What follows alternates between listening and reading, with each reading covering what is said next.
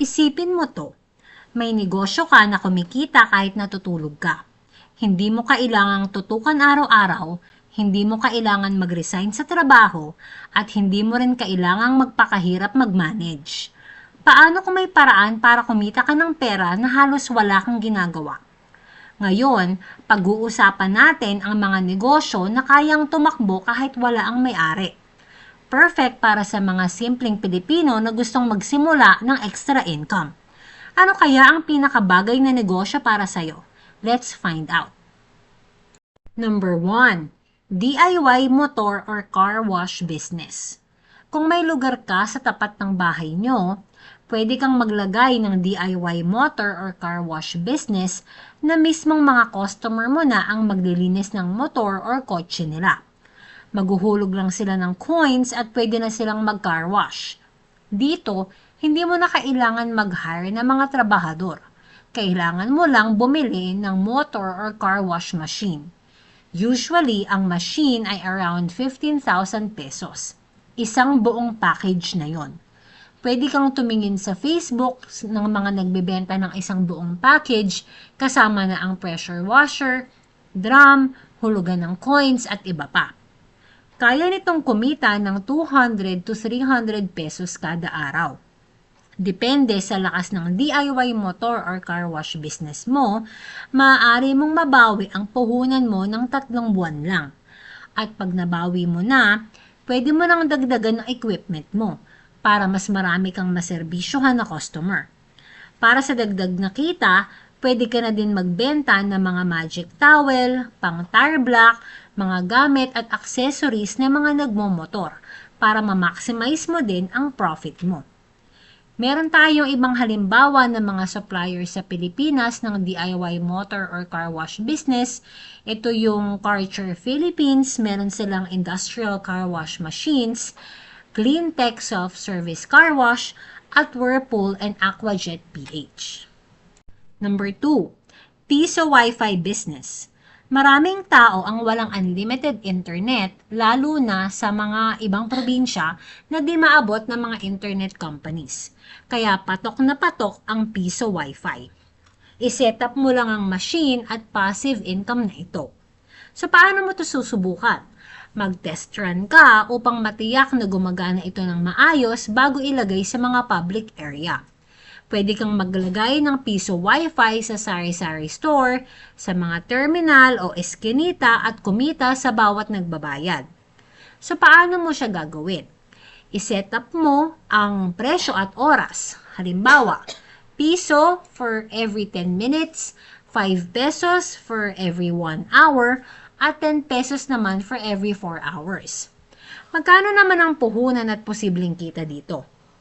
Ang internet, installation, and plan ay umaabot ng 1,500 to 2,500 per month. Ang Piso Wi-Fi machine naman, syempre depende ito sa quality, nagsisimula ito sa halagang 5,000 pesos pataas. Magkano naman kaya ang estimated na kita kada buwan dito? So kung may 30 users per day ka at 20 pesos ang kita mo bawat isa, i-times lang natin ang 20 pesos sa 30 mo na users at yan ay lumalabas na 600 pesos per day. Sa isang buong buwan, pwede kang kumita ng 18,000 per month. Siyempre, ibabawas mo dito ang bayad mo sa internet sa pagpalagay na nating 2,500 at possible maintenance ng machine mo at 1,000 pesos, posibleng magneto ang kita mo ng 14,000 per month. Siyempre, mas maraming machines, mas malaki ang kita.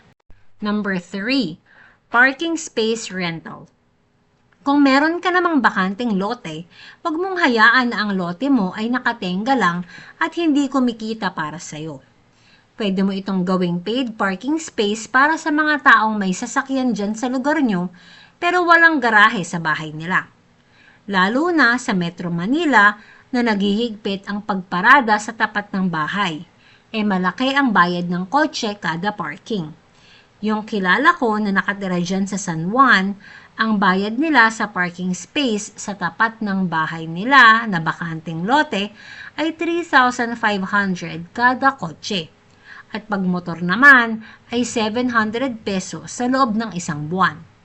Dahil malaki ang bakanteng lote na may-ari, kayang magparada ng 10 kotse. Kesa nakatenga lang ang lote niya, ito ay kumikita ng halos 50,000 pesos sa isang buwan. Meron naman banda sa Rizal ang mga bakanteng lote na ginagawang parking space ay kayang maningil ng 1,000 to 1,500 kada sasakyan. O di ba? Isa tong negosyo nakikita kahit natutulog ka at di mo kailangang bantayan. Number 4, vending machine business. Ito ay isang automated na negosyo na halos hindi kailangan ng empleyado. Maglalagay ka lang ng vending machine sa mataong lugar at kikita ka mula sa mga bumibili ng soft drinks, kape o kaya mga chips. Maglagay ka ng coffee vending machine sa opisina, schools, or ospital para siguradong may bibili. Halimbawa ng potensyal na kita. Kung ang isang vending machine ay nakalagay sa isang opisina na may 100 na empleyado at 50 sa kanila ang bumibili araw-araw ng produkto na nagkakahalaga ng 20 pesos, ita-times lang natin ang 20 pesos sa 50 na taong bumibili sa'yo. So, 1,000 pesos yung araw-araw mong kita. Ang kita mo sa isang buwan sa times 22 na araw ng trabaho ay 22,000 pesos. Ibawas mo dito ang gasto sa produkto, kuryente at maintenance upang makuha ang netong kita. Mahalagang tandaan na ang mga numerong ito ay mga pagtatansya lamang at maaaring magbago depende sa actual na kondisyon ng negosyo. Ito yung mga kumpanyang nagbibigay ng vending machine at kanilang mga produkto. Number 1, Philippine Vending Corporation. Nag-aalok ng iba't ibang vending machine para sa mga drinks at merienda. Vend Philippines Corporation. Nagbibigay ng vending machine para sa kape, inumin at mga chips. Vendo Machine Philippines. Nag-aalok ng vending machine para sa iba't ibang produkto kagaya ng mga Coke in can, iba pang mga chips at snacks at pati mga coffee. Kung interesado ka dito, pwede mo sila kontakin at mag-inquire ka sa mga package na meron sila. After mong pag-aralan kung ito ang negosyong para sa'yo, maaari mo nang simulan ang negosyong ito. Kung may isa kang negosyo na gusto mong subukan mula sa listahan natin, ano kaya yun at bakit? I-share mo yan sa comment section. Mas maganda kung magtulungan tayo sa pagbuo ng ideas para mas maraming Pilipino ang magkaroon ng extra income na hindi nakakapagod at hindi kailangan ng maraming empleyado. At kung gusto mo ng mas maraming negosyo tips na swak sa simpleng Pinoy, huwag kalimutan mag-like, share, and subscribe. That's it for today mga kaboss, mga kamama.